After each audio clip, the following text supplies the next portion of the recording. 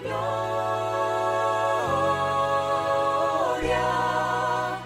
a Él la gloria, a Él la gloria. Pregunta 88. ¿Qué implica el verdadero arrepentimiento o conversión? Dos cosas: la muerte del viejo yo y el surgimiento de la vida del nuevo. 89. ¿Qué es la muerte del viejo yo? Lamentar sinceramente el pecado y cada vez más odiar y huir de él. Pregunta 90. ¿En qué consiste la llegada a la vida del nuevo yo? Respuesta: alegría plena en Dios por medio de Cristo y un amor y deleite por vivir según la voluntad de Dios, haciendo toda clase de buenas obras. 91. ¿Qué son las buenas obras? Solo las que se hacen por verdadera fe se ajustan a la ley de Dios y se hacen para la gloria de Dios, y no las basadas en nuestra propia opinión o en la tradición humana. No hay salvación para los inconversos. Es por eso que nuestro Señor Jesús le dijo a Nicodemo que tenía que nacer de nuevo para ver y entrar en el reino de Dios. Juan capítulo 3, versículos del 1 al 8. Si por naturaleza estamos muertos en delitos y pecados, Efesios capítulo 2, del 1 al 3, entonces necesitamos un cambio radical. Este cambio es lo que ocurre en nosotros cuando nos convertimos. Y el catecismo, utilizando términos muy próximos a los de la propia Biblia, describe los dos aspectos de este gran cambio. Por un lado está la desaparición del viejo yo, el viejo hombre, y por otro, el resurgimiento del nuevo. Cada uno de estos dos aspectos se ve de dos maneras en la Biblia, como ya cumplido y como aún inconcluso. Por lo tanto, se puede decir que tanto la muerte como la venida a la vida ya se han cumplido en el creyente. En su carta a los Colosenses, por ejemplo, Pablo dice: os habéis despojado del viejo hombre con sus obras, y os habéis vestido del nuevo. Sin embargo, unas frases antes dice: haced morir, pues, vuestros miembros que están sobre la tierra. De esto se desprende claramente que cuando una persona se convierte, sucede algo absolutamente decisivo.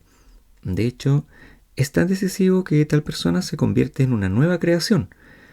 Sin embargo, al mismo tiempo, este cambio radical no se produce instantáneamente, lo que podríamos llamar un producto terminado, acabado, de la gracia de Dios.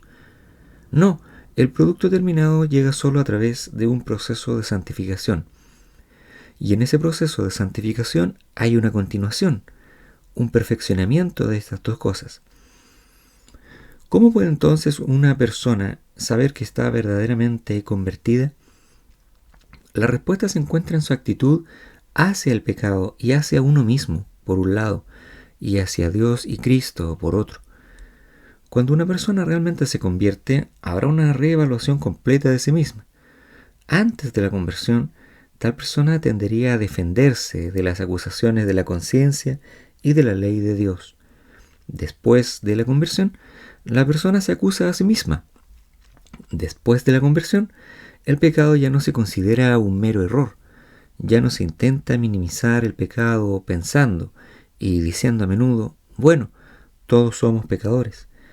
En una conversión genuina, una persona llega a estar de acuerdo con el punto de vista de Dios.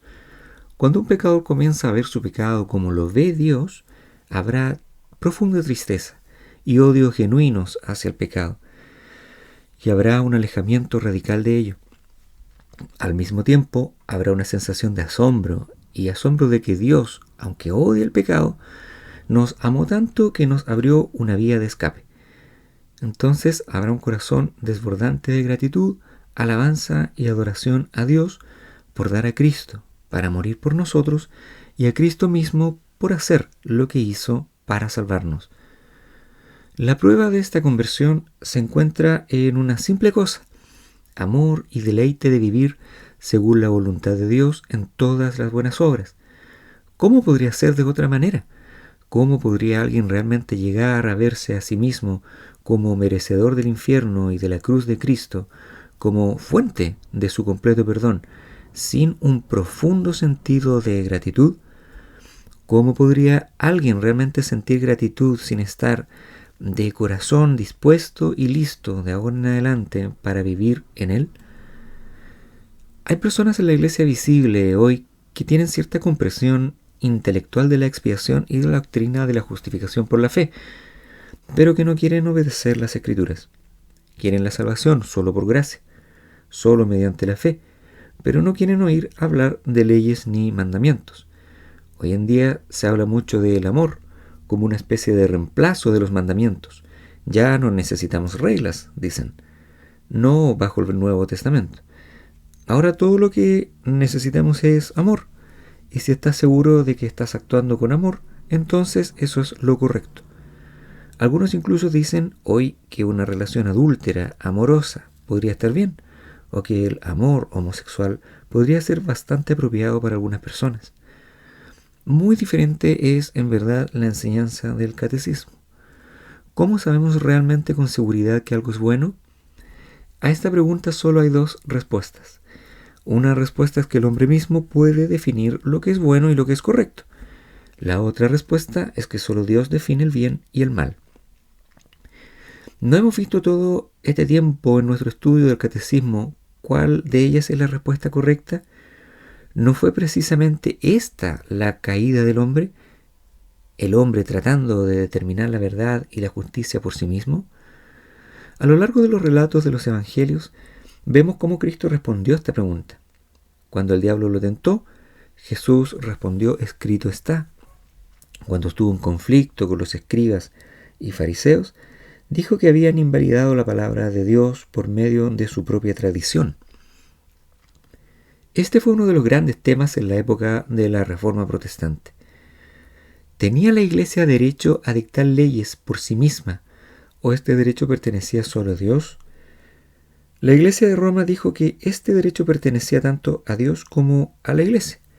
Decían que hay dos fuentes de verdad, las Escrituras y la tradición. Pero los reformadores dijeron no, solo hay un legislador legítimo, y ese es el Señor.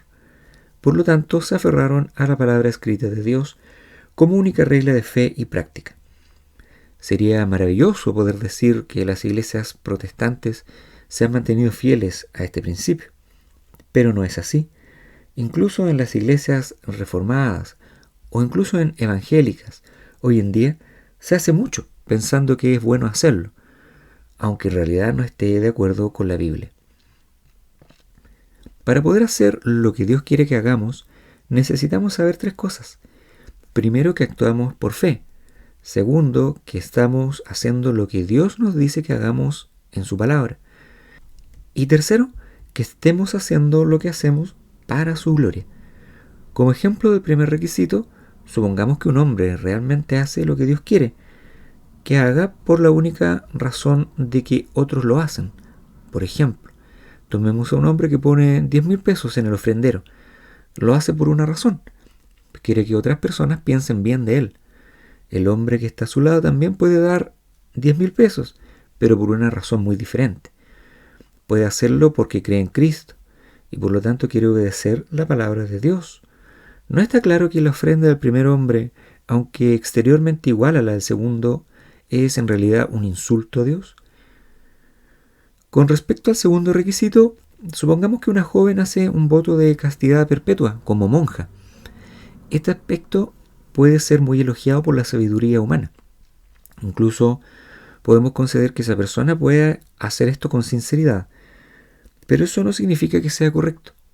Cuando leemos en la Biblia que el matrimonio es una opción dada por Dios para todos nosotros y que la doctrina del celibato obligatorio es una doctrina de demonios, como dice en 1 Timoteo capítulo 4, versículo del 1 al 3, entonces empezamos a ver que hacer un voto de celibato de ninguna manera es un acto justo. Cuando se dieron cuenta de esto, los reformadores repudiaron tales votos de celibato perpetuo y aprovecharon del derecho otorgado por Dios al matrimonio. En tercer lugar, es posible hacer algo por fe que es correcto en sí mismo y aún así no hacer la voluntad de Dios en el sentido más pleno. Por ejemplo, hubo algunos hombres en la época de Pablo que predicaron a Cristo. pero lo hicieron por contención. Su motivo era socavar la influencia de Pablo.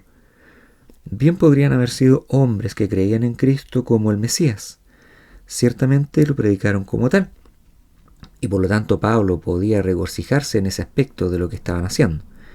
Sin embargo, debido a que su motivo era tan indigno, ciertamente no estaban haciendo la voluntad de Dios plenamente.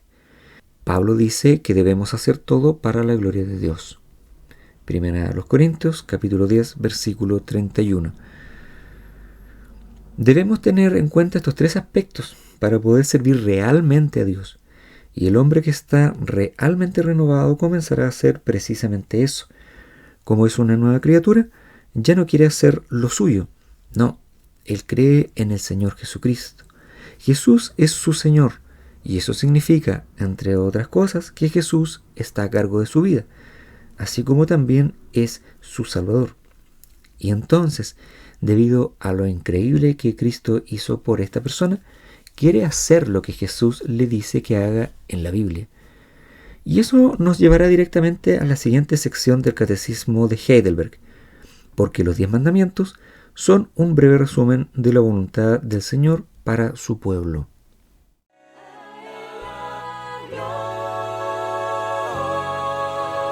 Gloria